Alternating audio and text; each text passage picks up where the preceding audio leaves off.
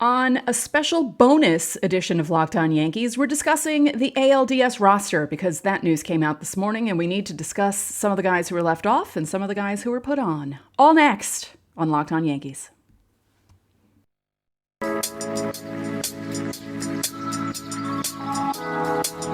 You are Locked On Yankees, your daily New York Yankees podcast. Part of the Locked On Podcast Network, your team every day.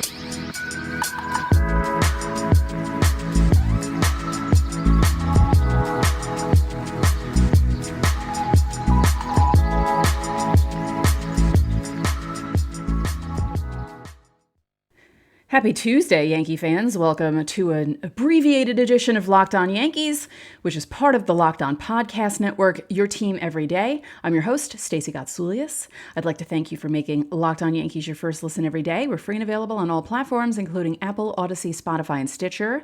You can watch and subscribe to us on YouTube. Also hit the thumbs up button to like our videos and hit the bell so you're notified as soon as our videos go live. So, Game 1 tonight, Yankee Stadium, Yankees, Guardians. If you haven't checked out our crossover preview of the series, me and Jeff and Justin of Locked On Guardians, please check that out. It went up early this morning. We recorded it last night before the roster came out. So some of the guys I was talking about last night, they're not on the roster. So yeah, let's discuss. So the news came out. The Yankees tweeted out the 26-man roster and didn't give any other information about it. Just, here's the roster. Woo, we're ready for Game 1. And as we were perusing through that roster, some of us thought, there are some guys who were missing, and it's kind of unusual for them to be missing. What's going on? Scott Effross. A few minutes later, Jack Curry announced that he's probably going to need Tommy John. There's something that we didn't need to hear or know or need. Scott Effross has a very funky delivery. And, well, let's be real. The pitching motion is not natural. When you watch it live, you know that their arms are doing something that they shouldn't really be doing. But when you see a still shot of a pitcher in motion with his elbow doing whatever the heck it's doing, I don't understand how guys don't hurt themselves even more than that. So no Scott Effross, which that's a big blow. That's a big blow because I liked him coming out of the bullpen, and with that funky delivery he had, he could get guys out. Okay. No DJ LeMahieu. Apparently, he has a fracture in his foot that's affecting his toe.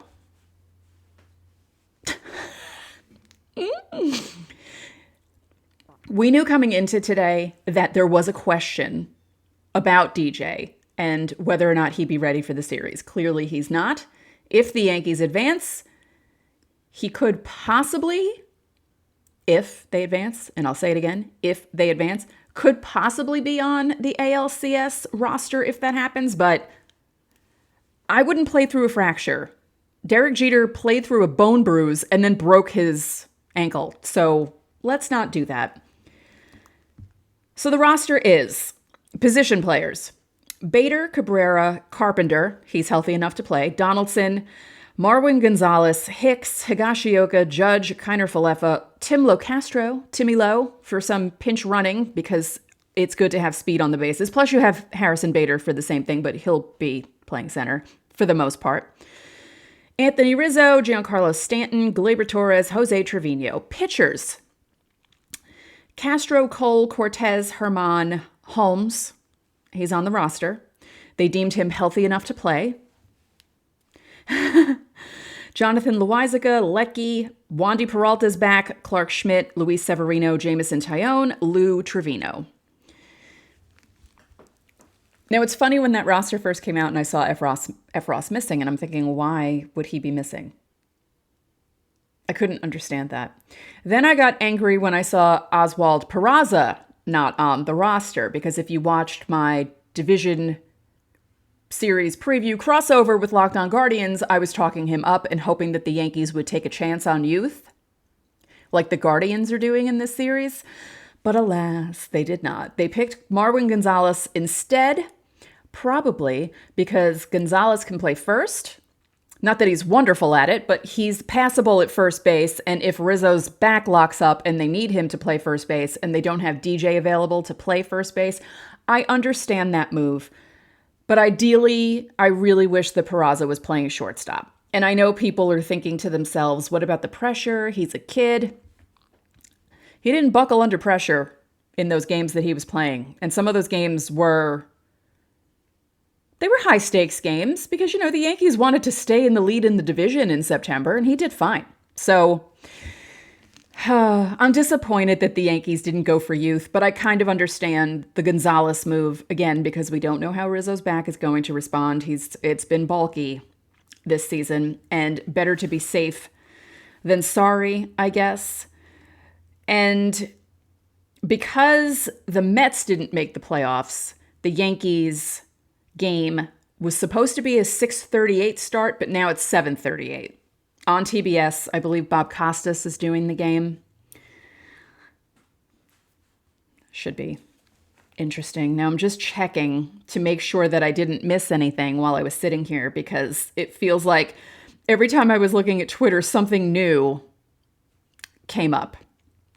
And hopefully that's not the case. Oh, Eric Boland of Newsday said that even with the Effross injury, it's likely that Chapman would not have made the playoff roster even if he did show up to practice. So there's something.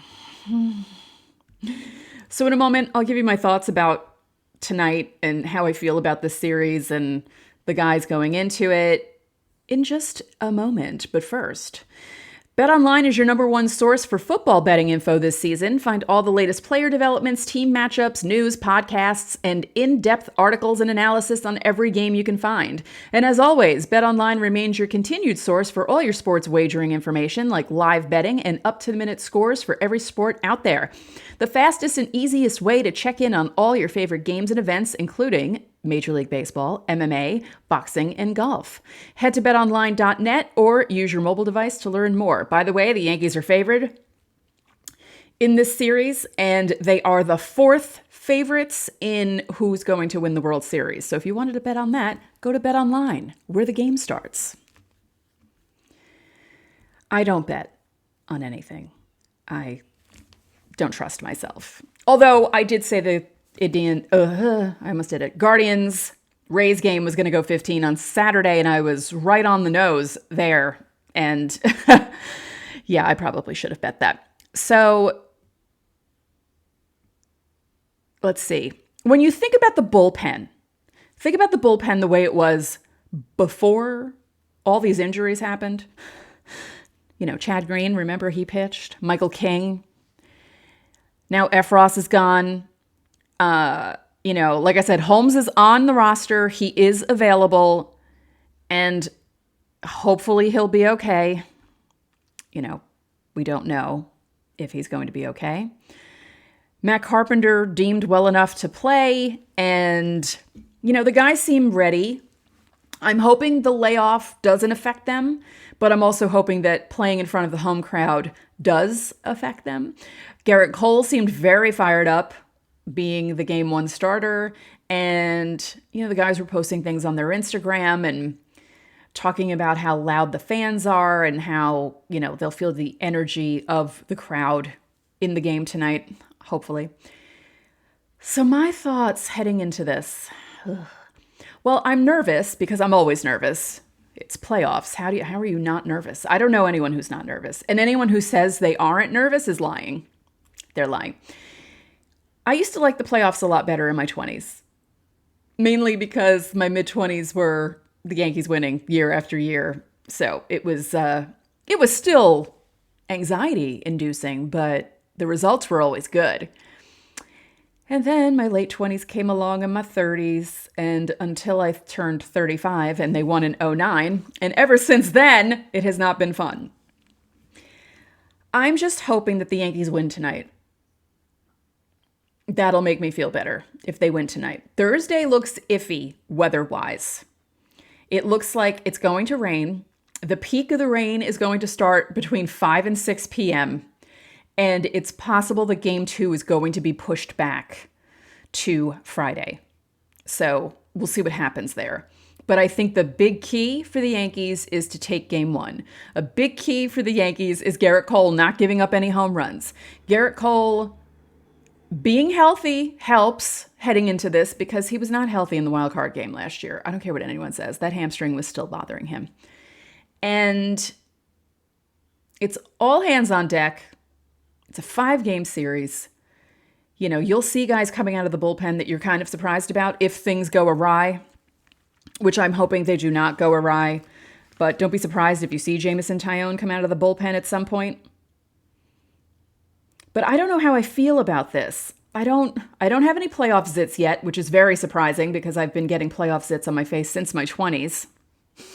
And I don't have any really noticeable ones, so I'm kind of shocked. I was expecting to wake up with a full face of pimples and nothing happened. And people think I'm crazy when I say that, but it's true. Every year, the day the playoffs started for the Yankees, I'd wake up with an eruption on my face. And it hasn't happened yet. So maybe they'll pop up in the next few hours. I'm not feeling negative. You know, I was a little negative about the roster when it first came out this morning, but you know, I'm feeling good about the team's chances heading into this series. The key is get to Cleveland's pitching, because their pitching is really good, and keep them from scoring. Like every other baseball game. You score, you stop the other team from scoring, and you'll win. So yeah, as I said on yesterday's show, Gerrit Cole did well against the Guardians this season, but the Guardians and Yankees are different teams than they were when they met in July. You know, after the trade deadline and different moves were made, and you know, the Yankees were kind of firing on all cylinders still when they met up with the Guardians earlier in the season, and they picked things back up at the end. They cratered out in August and then picked things up in September. And it'll be interesting to see if the layover or layoff these last few days helps or hurts the Yankees. So don't be surprised if you see guys out of sync in their first few at-bats. You know, Cal Quantrill is pitching for the Guardians, and it might take a turn to get something going.